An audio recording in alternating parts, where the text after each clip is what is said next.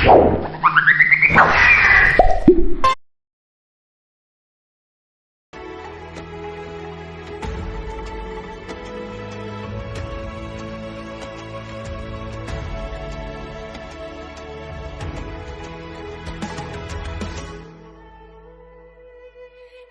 memilih apa yang kau suka, merdeka belajar wujud yang nyata.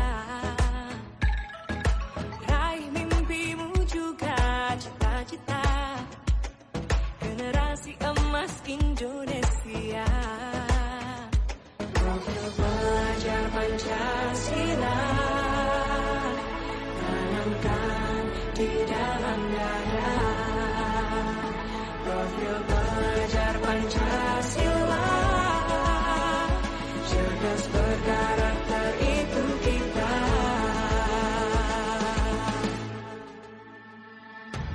Beriman dan bertakwa pada Tuhan yang Maha Esa,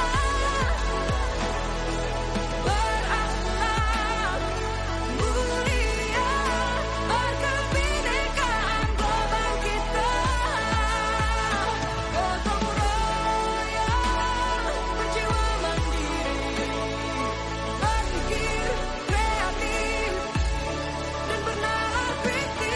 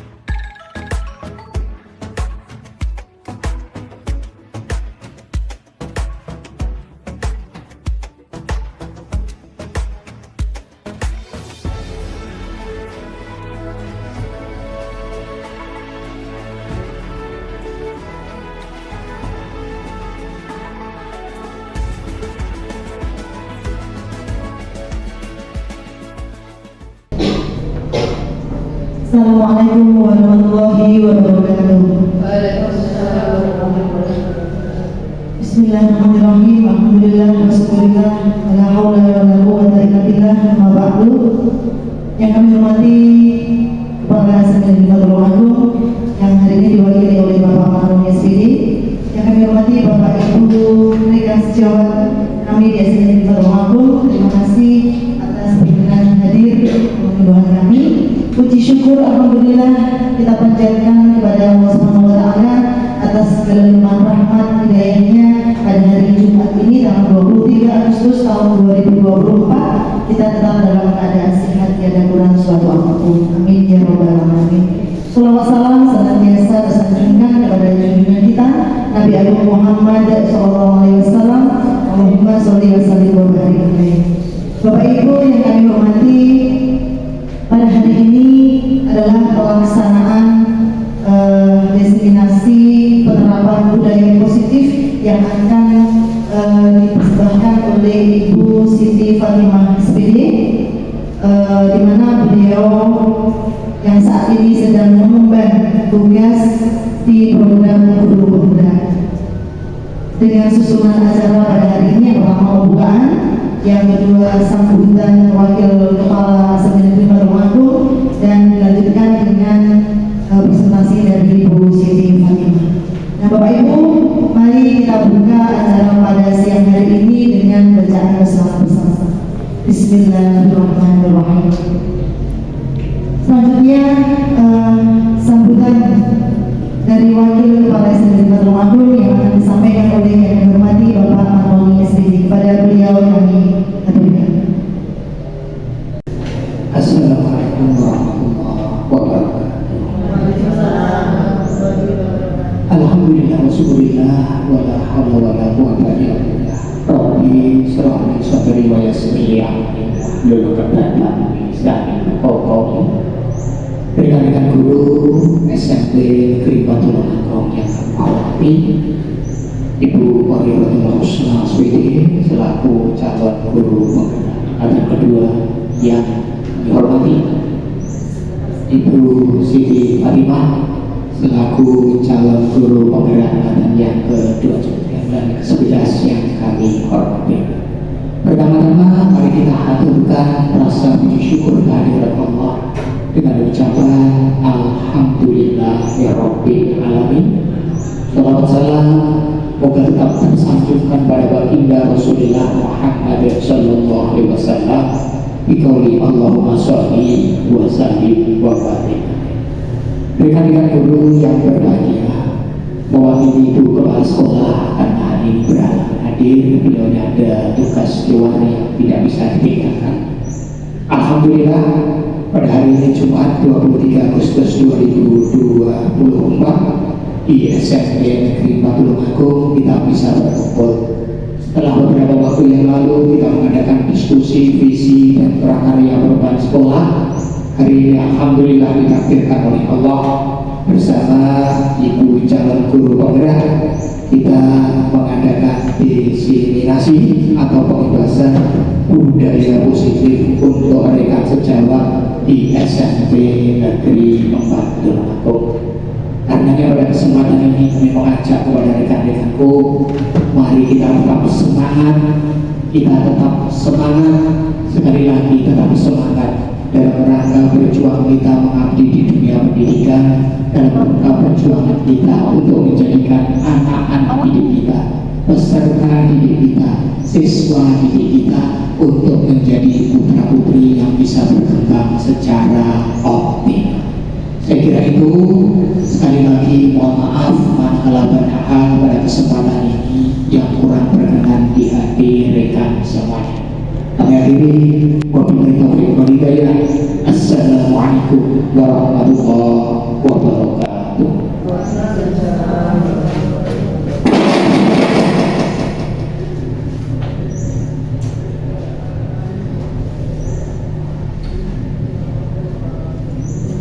Terima kasih kami sampaikan kepada Bapak Maroni yang telah memberikan semangat anak kepada kita. Terima kasih Bapak. Bapak Ibu yang berhormati, selanjutnya presentasi penerapan budaya disiplin positif yang akan disampaikan oleh Ibu Siti Fatimah SPD. Kepada beliau kami persilakan.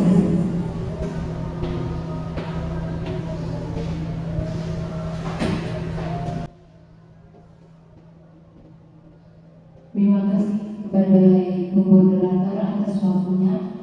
Assalamualaikum warahmatullahi wabarakatuh. Pertama-tama saya ucapkan terima kasih yang sebanyak-banyaknya pada ibu-ibu sekalian, karena hari ini Jumat jadi tidak ada bapaknya. Terima kasih atas kerelaan waktunya untuk menghadiri diseminasi saya tentang penerapan budaya positif, karena kami sebagai calon guru penggerak dalam pendidikan itu diharuskan untuk bergerak terus supaya hatinya tergerak, kemudian dapat menggerakkan teman-temannya untuk mensukseskan program pemerintah menjadikan murid-murid kita merdeka lahir batinnya. Ini sebelum saya mulai penjelasan saya pada siang hari ini, boleh saya minta salamnya dulu ya. Jadi kalau saya bilang guru penggerak,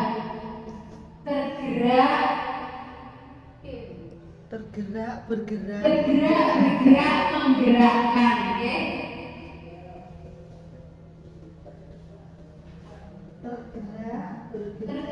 Tergerak menggerakkan, ya. Salam guru penggerak, bergerak menggerakkan, ya.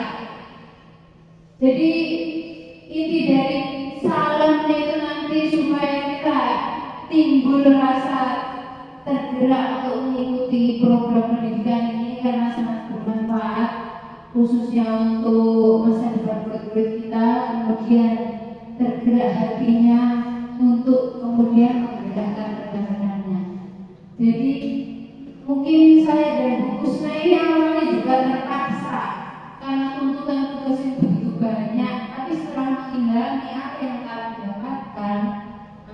Kemudian kami secara tergerak hatinya ingin panjenengan semua ikut tergerak untuk nantinya menerapkan budaya positif di sekolah.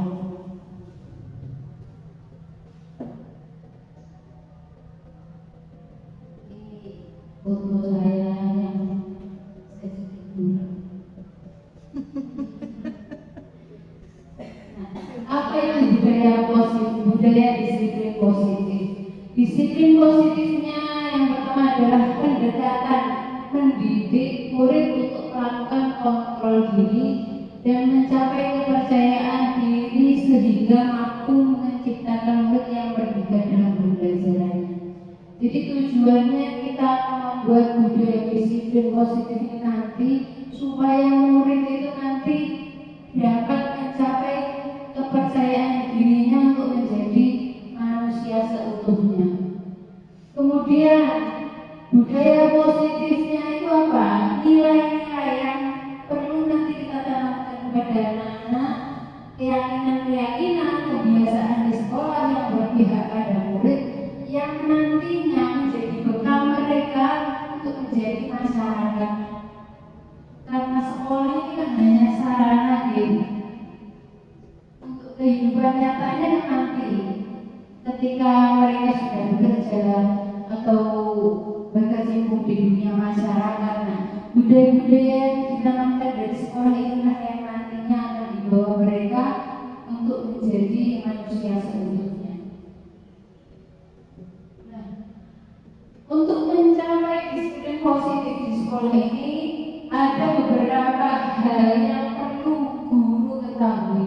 Yang pertama, kebutuhan dasar manusia. Kita harus tahu apa kebutuhan murid yang perlu kita bantu pemenuhannya, untuk membantu memenuhi kebutuhannya. Terus motivasi belajar.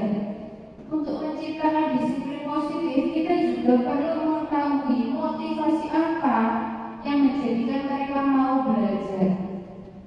Kemudian keyakinan kelas, posisi kontrol guru, yang terakhir segitiga institusi.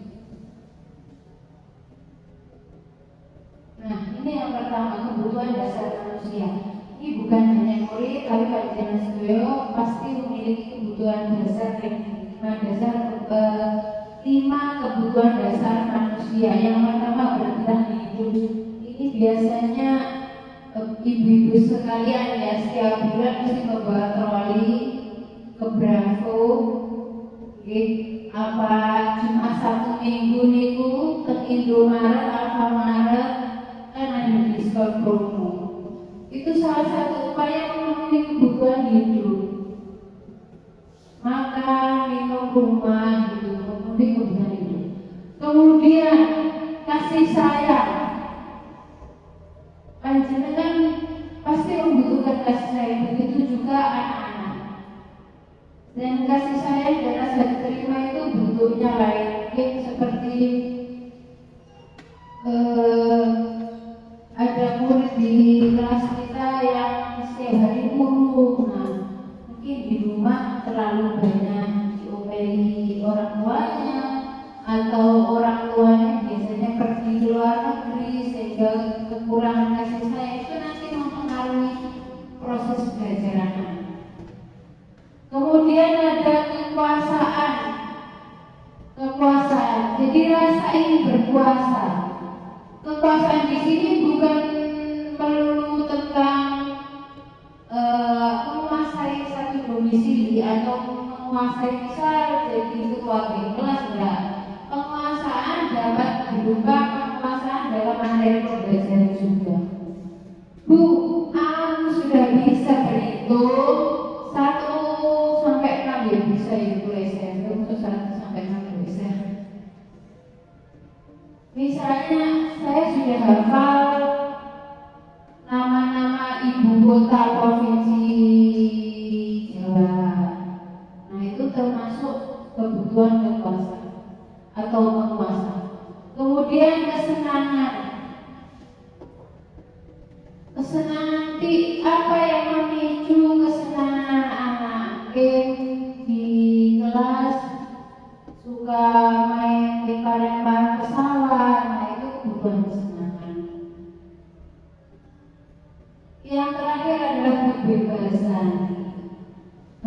merasa bebas. Bebas di sini bukan bebas yang negatif, bisa bebas untuk memilih opsi pembelajaran mereka yang disukainya, gitu bisa.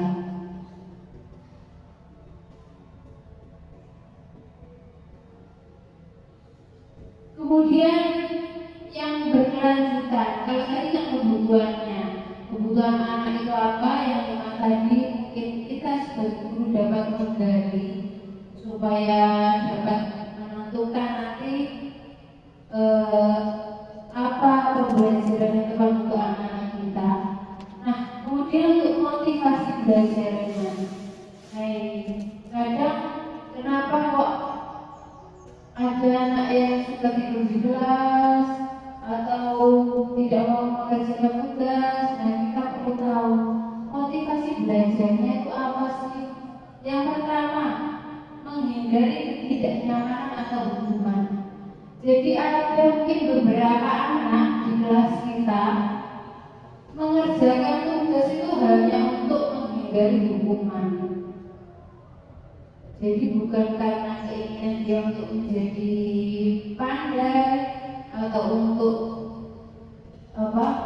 mencapai TPD, tapi hanya untuk menghindari ketidaknyamanan atau hukuman. Karena biasanya anak yang belum mengerjakan tugas itu merasa dipojokkan, kamu loh,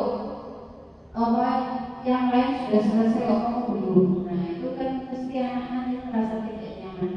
Jadi motivasi yang timbul itu belum dari diri sendiri, tapi takut nanti kalau tidak mengerjakan saya dihukum, atau nanti kalau saya tidak mengerjakan mesti dikucilkan teman-teman saya. Kemudian motivasi belajar yang kedua, mendapatkan imbalan atau penghargaan. Ini kadang mungkin saya juga pernah, nanti yang pertama saya kasih pulpen, atau nanti yang pertama saya mengerjakan saya kasih bintang. Pernah gitu? Pernah banget. Nah, itu yang menjadikan anak itu bersemangat belajar ada. Terus yang ketiga, menghargai diri sendiri. Ya juga, saya memang mengerjakan tugas karena ingin menjadikan diri saya berharga. Jadi mengerjakan tugas atau berbuat baik itu karena dirinya sendiri. Nah, ini tiga motivasi belajar dari murid.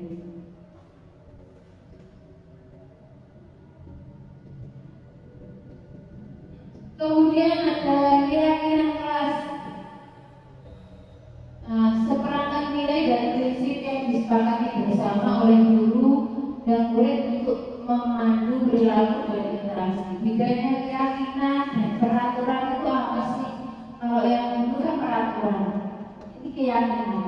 Kalau peraturan itu dari sekolah langsung keluar, ini aturannya, hukumannya seperti ini kalau kita melaksanakan. Itu bedanya. Kalau keyakinan, nah ini dibuat dari musyawarah atau kesepakatan bersama antara guru dan murid atau antar temannya sendiri. Mungkin kita sebagai guru melakukan pembelajaran secara berkelompok. Nah, kadang dalam kelompok ada satu dua murid yang tidak mau mengerjakan tugasnya. Nah, itu bisa sebelum melakukan proses kelompokan itu sebelumnya ibu guru menghimbau untuk membuat keyakinan nanti apa sih konsekuensinya kalau ada anak yang tidak ikut berkelompok atau ikut andil dalam proses kelompok. Nah, itu nanti yang membuat mereka sendiri, bukan dari pemangku aturan atau hukuman konsekuensinya yang membuat juga mereka sendiri. Itu yang bedanya peraturan dengan keyakinan.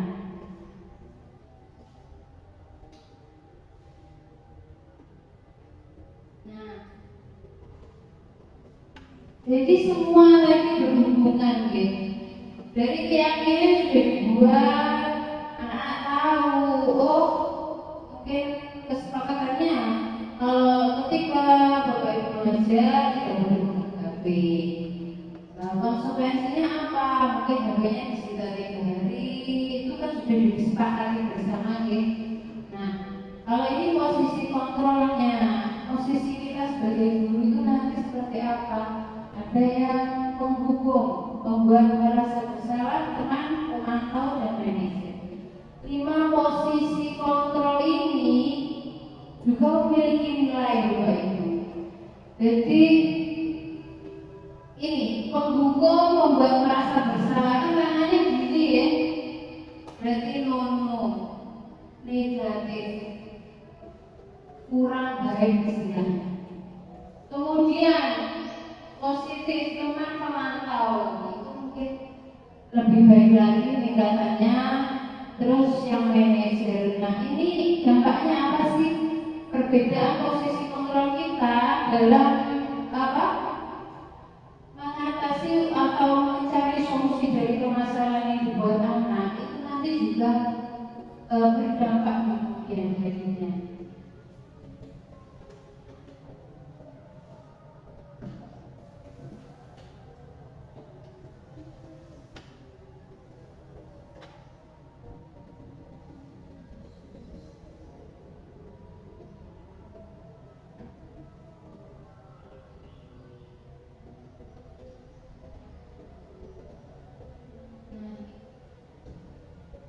Kondisi Pak Duli ini Salam bahagia Ibu dan Bapak guru hebat dalam penerapan disiplin positif restitusi. Salah satu program yang dikembangkan adalah 5 posisi kontrol. 5 posisi kontrol dalam restitusi adalah proses perjalanan seorang pendidik agar dapat mengenali dirinya. Pada video kali ini kita akan membahas tentang 5 posisi kontrol yang dikembangkan oleh Diane Gosden dan contoh penerapannya.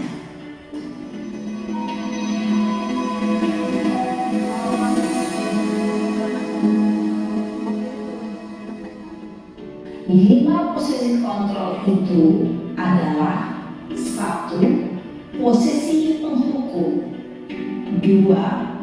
Posisi pembuat merasa bersalah, 3. Posisi teman, 4. Posisi pemantau atau monitor, dan 5. Posisi manajer. Untuk lebih memahami kelima posisi tersebut, mari kita saksikan kasus Naren yang terlambat hadir 20 menit di sekolah dan melihat bagaimana kelima posisi kontrol dalam menghadapi masalah tersebut.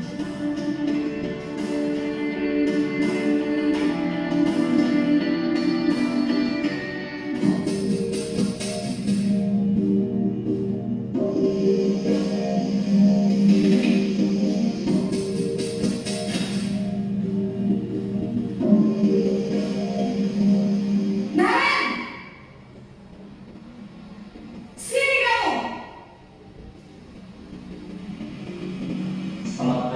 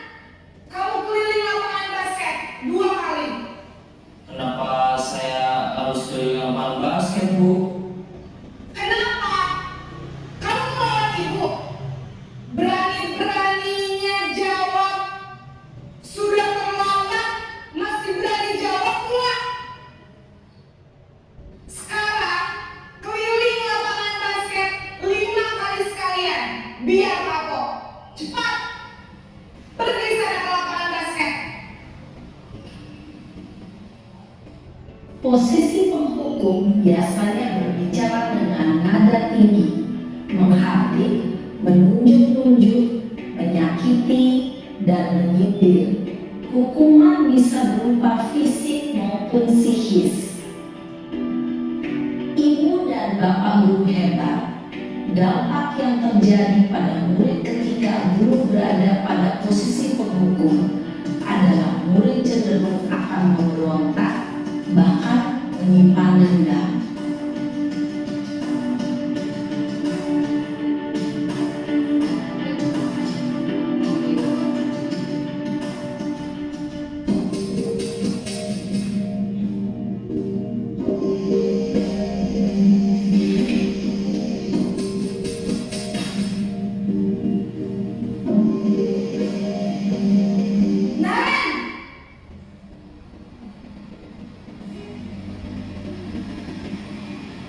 Selamat pagi, Bu.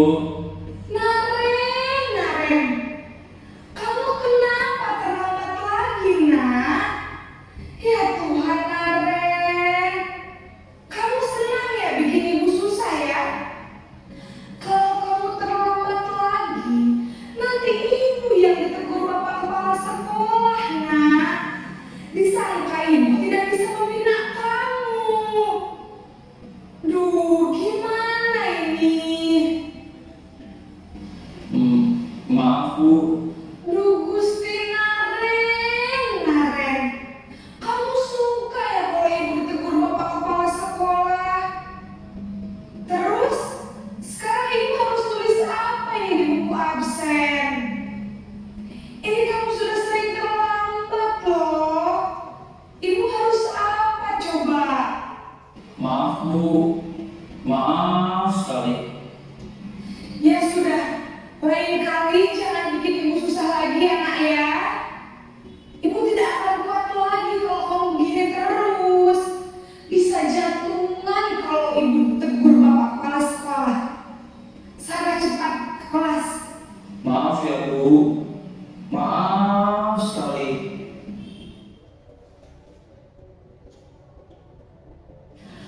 Posisi pembuat rasa bersalah berbicara dengan nada tenang, cenderung lembut. Namun kata-kata yang diutarakan membuat murid merasa menjadi orang yang gagal, memandang buruk dirinya sendiri, merasa tidak berharga, dan tidak sanggup membahagiakan orang lain. Ketika guru mengambil posisi pembuat rasa bersalah, murid akan menganggap dirinya yang bersalah dan ia akan menyimpan emosi negatif tersebut di dalam dirinya.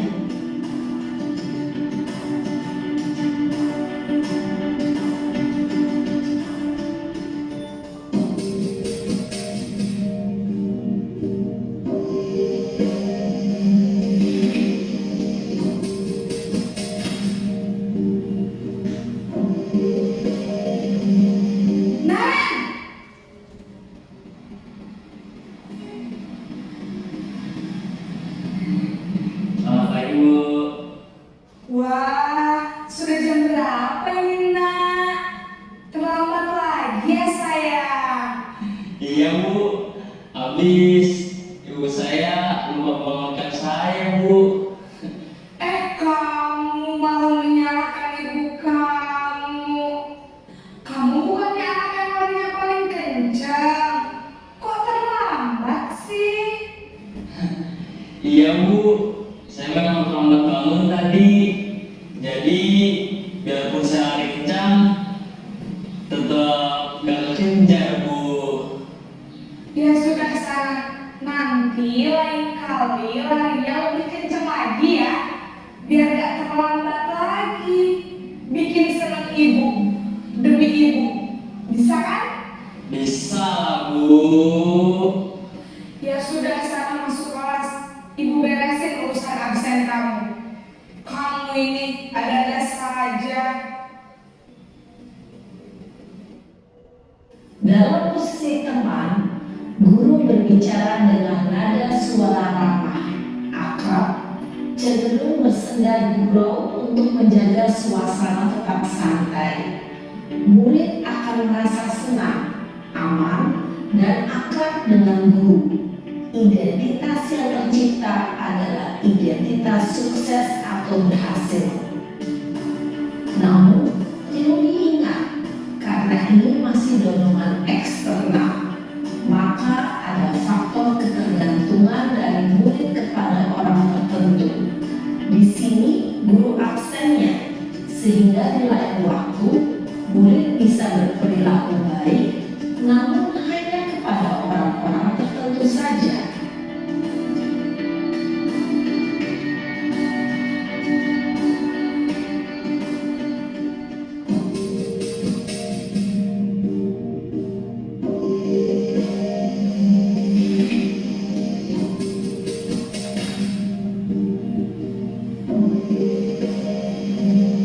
Naren,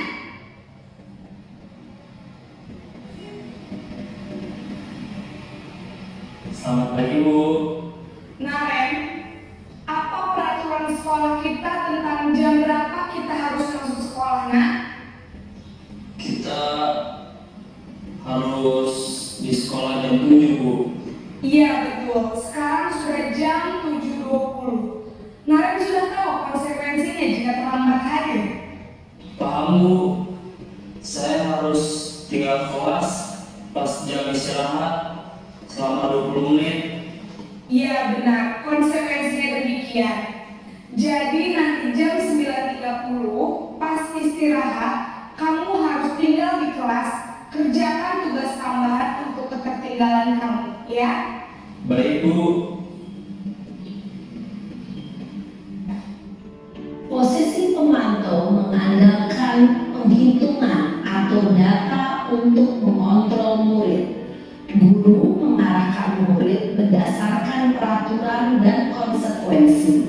Seorang pemantau menunjukkan bahasa tubuh dan ekspresi wajah yang datar dan cenderung formal.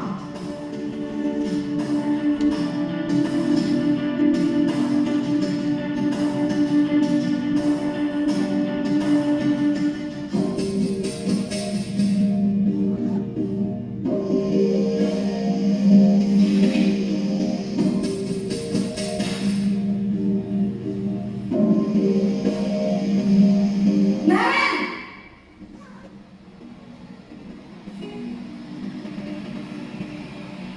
Selamat pagi, Bu. Selamat pagi, Naren. Maaf, Bu. Saya terlambat. Iya, sekolah masuknya jam 7, sekarang sudah jam 7.20. Jadi sekarang bagaimana ya, Naren? Maaf, Bu. Saya lupa setel alarm saya semalam. Baiklah, menurut kamu, keyakinan sekolah yang mana yang perlu kamu tingkatkan? Menghargai diri sendiri dan orang lain mungkin, ya, Bu. Setuju. Jadi, apakah Naren meyakini prinsip saling menghormati tersebut? Iya, Bu. Saya meyakininya. Apakah Naren bersedia memperbaiki masalah keterlambatan ini? Bersedia, Bu. Bagaimana kamu akan memperbaiki masalah keterlambatan ini? Saya akan coba untuk tidak lupa menyetel alarm saya, Bu. Baik, kalau Naren lupa menyetel alarm di rumah, ada orang yang kira-kira bisa bantu mengingatkan tidak? Ada, Bu. Kakak saya, Kak Emma. Ada lagi selain Kak Emma? Selain Kak Emma, ada ibu saya. Baik, jadi yang mengingatkan Naren adalah Kak Emma dan ibu kamu ya? Kira-kira akan mulai setel alarm kapan nih Naren? Setelah pulang sekolah, akan segera saya lakukan. Baik, jadi Naren akan setel alarm untuk bangun besok pagi dan akan diingatkan oleh kakak dan ibunda Naren ya. Ada lagi yang mungkin perlu dilakukan Naren agar tidak terlambat bangun lagi? Tidak ada, Bu. Baik Naren, terima kasih untuk kerjasama kamu. Sekarang kamu perlu kembali ke kelas untuk belajar. Baik Bu, terima kasih. Posisi manajer adalah posisi kontrol yang disarankan untuk membimbing murid memiliki sikap disiplin yang positif, yaitu murid yang mandiri, bertanggung jawab, dan dapat memecahkan masalah. Tujuan dari posisi ini adalah agar murid dapat berefleksi atas tindakannya. Guru akan dengan tulus memberikan pertanyaan-pertanyaan bermakna, sehingga membuat murid dapat belajar dari kesalahannya dan mencari sebuah solusi untuk menyelesaikannya. Ibu dan Bapak guru hebat, setelah mengamati adegan kelima posisi kontrol tadi, kira-kira posisi mana yang paling ideal?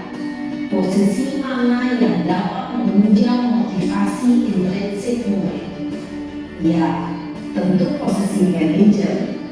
Posisi ini memang posisi ideal yang ingin dituju setiap pendidik.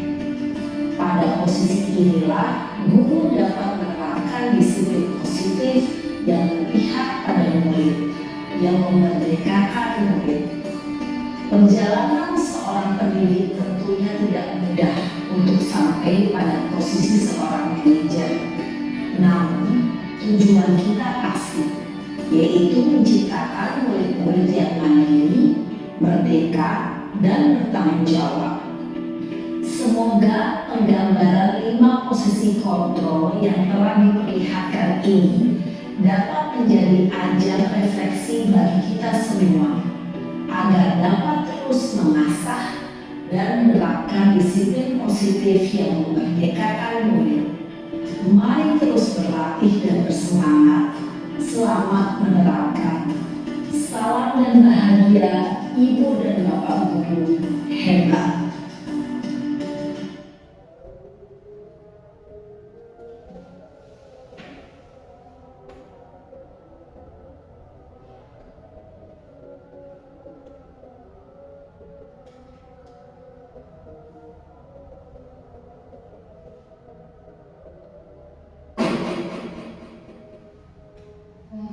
Sedikit tercerahkan nih Bapak Ibu tentang posisi kontrol kita.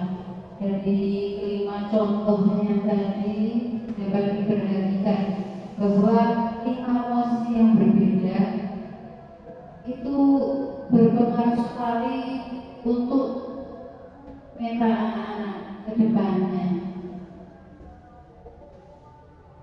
Nah, ini ringkasan dari tadi motivasi 5 posisi kontrolnya ada menghukum, membuat merasa bersalah, memantau, dan manajer. Nah, ini nanti untuk menghukum dan membuat merasa bersalah itu akan menciptakan identitas gagal untuk anak-anaknya. Karena menghukum, setiap anak pasti nggak mau dihukum. Guru anak. Nah, jadi pasti langsung ketika dia lambat, kamu lari 2 kali lapangan 2 kali, pasti ada rasa dendam di hatinya. Untuk kemudian membuat orang merasa bersalah yang tadi disampaikan oleh video tadi, bahwa nanti akan timbul perasaan gagal pada diri anak. Oh, aku itu terlambat itu bukan anak yang baik ternyata.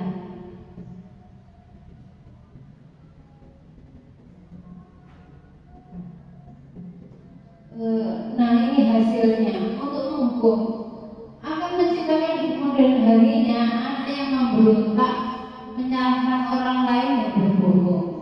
Jadi untuk menghindari hukuman nantinya bisa saja anak-anak itu nanti akan berbohong agar tidak dihukum. Kemudian membuat orang merasa bersalah di kemudian harinya, anak akan menyembunyikan atau menyangkal, enggak kok Bu, agar tidak merasa dirinya gagal, berbohong.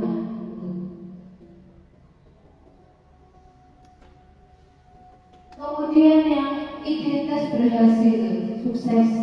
Nah, jadi ini memang belum sempurna ya. Menjadi sepenuhnya teman untuk anak itu juga tidak baik. Nanti tidak kebablasan, justru biasanya anaknya ngerangkul gitu. Ayo bu, mau pilih ini kan tidak baik. Tetap ada batasan. Makanya dijelaskan di video tadi bahwa posisi kontrol yang ideal itu adalah manajer. Manajer itu sudah kesatuan yang lengkap, menstabilkan identitas anak, nggak apa-apa. Terlambat itu memang kesalahan itu biasa dilakukan semua orang pasti melakukan kesalahan. Tapi jangan diulangi lagi. Nah, kemudian menanyakan kenapa kamu terlambat. Yang terakhir menanyakan keyakinannya terlambat itu bagus nggak sih? Terus solusinya gimana biar kamu tidak terlambat lagi? Makanya dijelaskan bahwa posisi ideal seorang guru itu adalah posisi sebagai manajer. Bukan berarti menjadi teman anak, memantau anak itu tidak baik. Itu sudah bagus. Karena kita menjadi guru yang ideal kan pasti butuh proses ya. Gak serta-merta bisa langsung jadi manajer. Kadang untuk di kelas mungkin anak-anak baru sekali kan kita nggak serta-merta. Nah, rame itu boleh ada. Panggil rame kan biasa gitu kan. Nah, itu memang alamiah, memang kadang menahan emosi itu susah. Memang seperti yang dikatakan dalam video, menjadi guru yang ideal itu memang perjalanan yang sangat panjang. Tapi kita sebagai pendidik harus berusaha untuk mengidealkan diri kita sendiri. Nah, supaya bagi Bu, ini monggo kita lihat bersama untuk kasus ini. Guru matematika dan wali kelas 8 Ibu Santi sakit sehingga tidak dapat masuk dan mengajar. Akhirnya dijadikan guru pengganti Ibu Eni. Karena Ibu Eni masih guru baru, biasa kalau dapat guru baru kan ramai di kelas ya. Disuruh kerja tidak mau. Bu Eni terus berkata, ayolah tugasnya dikerjakan. Nanti Ibu ditegur Bapak Kepala Sekolah. Kalau kalian tidak mengerjakan, tolong bantu Ibu ya. Nah, tapi anak-anak tidak mengindahkan. Kira-kira menurut Bapak Ibu, posisi kontrol apakah yang dilakukan oleh Bu Eni?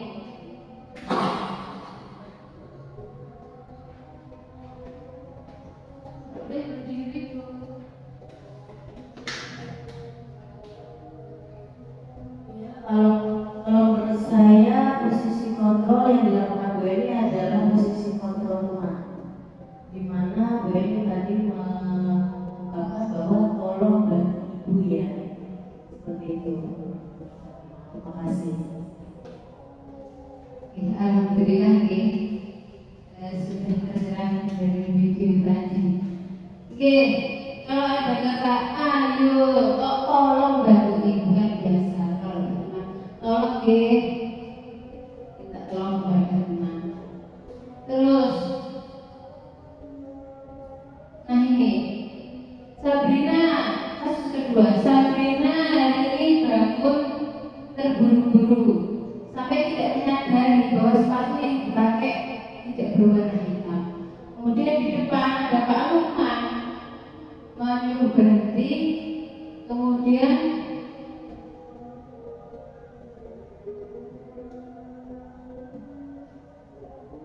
meminta Sabrina untuk melepaskan.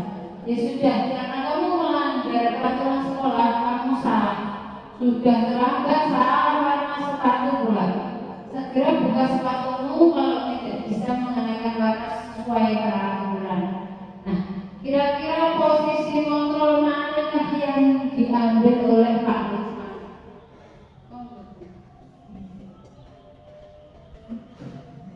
Melihat dari Pak Luman ini saya menilai kesepakatan. Posisi kontrol yang berlima. Oh, mantap. Hukum, aman, membuat merasa bersalah. Iya, posisi menghukum. Terima kasih Bu Dinami menghukum ya, karena tanpa menanyakan terlebih dahulu Pak Lukman langsung lepas sepatunya, tidak usah pakai sepatu. Kamu salah, sudah menyalahkan Sabrina. Nah, ini yang terakhir, Ibu Dani menjelaskan bahwa pelajaran bahasa Inggris di depan kelas. Fajar kebetulan lagi tiduran. Fajar coba jawab pertanyaan nomor 3, maju ke depan. Dengan malasnya Fajar maju ke depan. Dia hanya diam tanpa keinginan untuk mengerjakannya. Kemudian Bu Dani berkata, ayo Fajar, makanya jangan tidur-tiduran. Lain kali perhatikan, sudah sana duduk kembali. Kira-kira siapa yang bisa? Terus menanyakan yang lainnya, nggak ada yang maju. Kemudian ditambahin lagi, ditegur lagi. Gimana kamu baca? Kamu tidak kasihan sama ibu ya? Ibu sudah capek mengajar kamu, tidak kasihan sama ibu. Kira-kira Ibu Dani ini mengambil posisi kontrol apa?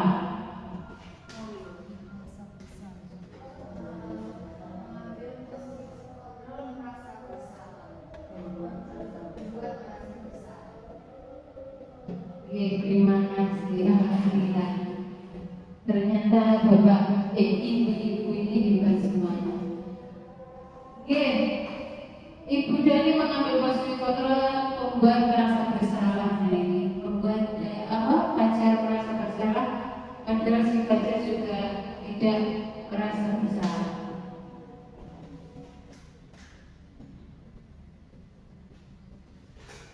Jadi pentingnya posisi kontrol kita sebagai guru. Yang negatif tadi untuk menghukum, membuat merasa bersalah, dan yang kita hindari karena dampaknya nanti untuk siswa yang tidak baik. Untuk yang perlu kita laksanakan nantinya, semoga kita bisa menjadi teman, penonton, dan nanti yang lebih idealnya lagi menjadi manajer untuk siswa-siswa kita. Nah, dari posisi mengontrol tadi itu menentukan cara kita untuk menyelesaikan masalah yang ada ketika melaksanakan kegiatan belajar. Jadi ini tadi saling berhubungan. Misal kita mengambil posisi sebagai menghukum, nanti proses restitusinya mesti berbeda, kurang sempurna. Kalau menghukum langsung, si anak membuat kesalahan, kita mesti langsung tahu hukumannya karena sudah ada aturan. Tapi untuk segitiga restitusi nanti hubungannya dengan posisi kontrol sebagai manajer. Jadi kita menanyakan dulu, menstabilkan dulu keadaannya murid. Kadang mungkin kalau dua anak yang sering mengatasi perilaku anak, kalau mungkin bertengkar, kan posisi bertengkar itu masih panas-panasnya. Kalau kita langsung menyudutkan salah satunya, mesti akan menimbulkan luka di hati masing-masing. Nah, kita sebagai guru untuk mengatasinya gimana? Harus menstabilkan dulu keadaan mereka. Tidak boleh berpihak, harus menenangkan dulu. Itu menstabilkan emosi. Tidak apa-apa. Bertengkar itu memang suatu hal yang biasa dilakukan anak seusia kalian. Tapi untuk apa sih bertengkar? Akhirnya kan kita harus menanyakan apa manfaat bertengkar. Tapi untuk pertamanya harus menstabilkan dulu emosi mereka. Kalau masih emosi, kitanya juga nanti emosi, akhirnya masalah tidak akan terpecahkan. Jadi segitiga restitusi atau proses penyelesaian masalah itu tidak harus sekali kita laksanakan langsung selesai. Jika memang hari ini mungkin anaknya masih emosi, nggak bisa diajak berbicara, atau mungkin ada kasus lain yang kita hadapi, kok si anak ditanya masih tidak mau menjawab, kan tidak bisa masa kita harus menunggu seharian untuk mendengarkan alasan atau jawaban anak. Enggak bisa dilakukan untuk di kemudian hari. Maka Bu anak biasanya kan tidak harus satu kali pertemuan langsung selesai sama masalah. Nah, beruntungnya kita kalau kita menghadapi masalah yang bisa langsung kita selesaikan dari tujuannya, dan mampu tadi masalah. Tapi ini tadi hubungannya gitu. Kalau kita mengambil posisi penghukum atau pembuat merasa bersalah, itu tidak mungkin bisa melaksanakan 3 hal tadi. Karena hukuman langsung kita terapkan. Karena istilahnya luka mental langsung kita berikan untuk yang membuat merasa bersalah. Kalau ini kan berproses. Kita menstabilkan dulu emosi anak, menstabilkan bahwa tidak apa-apa, semua orang pasti melakukan kesalahan, pasti pernah melakukan kesalahan. Yang terpenting di kemudian hari jangan diulangi lagi. Konsolidasi dengan yang salah tadi, kamu tadi ngapain? Boleh dengan pertanyaan, kamu tadi ngapain? Akhirnya kan nanti bercerita, kalau sudah ke emosi, tadi aku ibuku dilok nih, misalnya kalau pemicu pertengkaran. Terus musuhnya, kira-kira baik gak sih itu? Nah, setelah memvalidasi tindakan salah dari anak-anak tadi, kemudian baru menanyakan keyakinan. Kira-kira mengolok-olok orang tua itu baik gak sih? Nanti dijawab enggak. Terus gimana cara kamu mengembalikan perasaan luka dari temanmu yang kamu lukai? Nah, nanti ada proses pencarian solusi atau memperbaiki kesalahannya dari proses itu, menanyakan keyakinan kepada anak-anak. Jadi saling berhubungan. Makanya posisi kontrol yang kita ambil nanti juga mempengaruhi hasil dari murid-murid yang kita ciptakan nanti.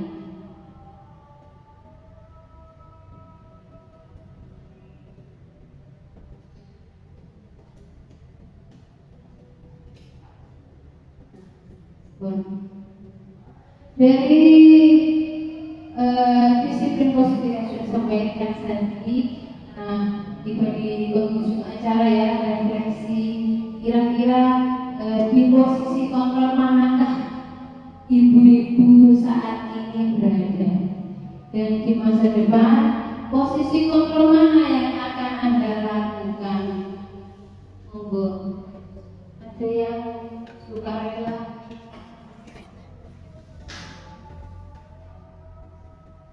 Kalau menurut saya ya, saya sekarang itu masih di posisi kontrol teman dan pemantau. Tetapi alasannya di sini karena kita masih harus membentuk karakter siswa, di mana karakter siswa SMP Negeri 4 Tulungagung itu memang masih banyak ya, karakternya bisa dibilang untuk kebaikan masih kurang tebal. Jadi kami sebagai pendidik, sebagai guru harus bisa menebalkan karakter yang baik pada siswa SMP Negeri 4 Tulungagung. Nah, sehingga kita harus berusaha menjadi guru atau pendidik yang bisa pertama itu adalah sebagai teman guru supaya anak menjadi lebih nyaman. Setelah itu kita pantau sebagai pemantau, dan terakhir baru saya akan berusaha untuk menjadi manajer di sekolah SMP Negeri 4 Tulungagung ini.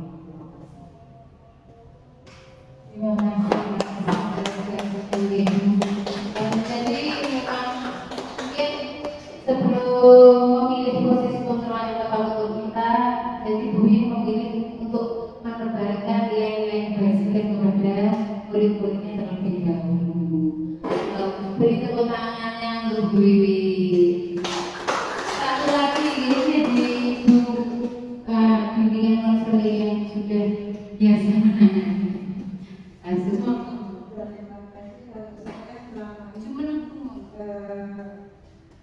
Juga yaitu sebagai manajer, sebagai teman dan sebagai pemantau. Tapi yang sering saya lakukan yaitu sebagai teman. Karena dengan menjadi sebagai teman saya bisa mudah dan bisa tidak takut kepada saya dan juga dan bisa membuat keterangan. Jadi anak tidak merasa takut dan tapi untuk sebagai teman ini juga ada batasannya. Kadang kalau dianggap sebagai teman akan menjadi harus ada batasannya. Kalau dengan guru itu bagaimana? Meskipun kita itu kadang akrab itu dengan buatnya batasan ada etikanya seperti itu Bu. Matur suwun Ibu. Karena posisinya Bu Ana ini kan sebagai guru bimbingan konseling. Jadi memang masalah dari guru BK itu lebih ditakuti muridnya Ibu. Itu memang dari curhatan teman-teman yang mau. Jadi kalau langsung jadi pemantau atau manajer, mungkin nantinya anak kurang terbuka pada pembimbingannya. Memang mungkin posisi kontrol ini kan memang sesuai kebutuhan murid-muridnya. Kita harus mengambil posisi yang dimana. Oke, ngoten ada yang ditanyakan barangkali.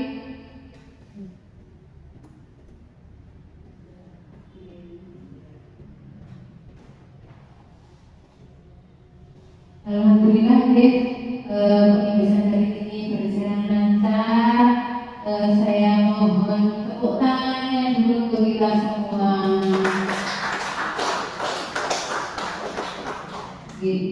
Akhir kata saya mengucapkan beribu-ribu terima kasih pada ibu semua yang berkenan menghadiri pembimbingan saya, dan juga saya mohon maaf sebesar-besarnya jika ada salah kata yang saya ucapkan dan kekurangan yang kami berdua sediakan. Akhir kata, Assalamualaikum warahmatullahi wabarakatuh.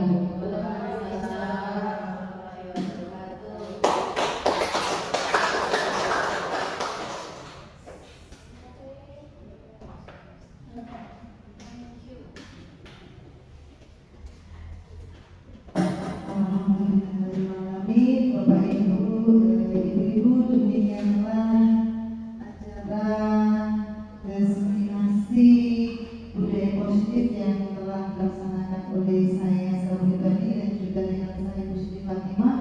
Mudah-mudahan bermanfaat untuk kita semua dan khususnya untuk putra putri kita semua. Terima kasih sekali lagi.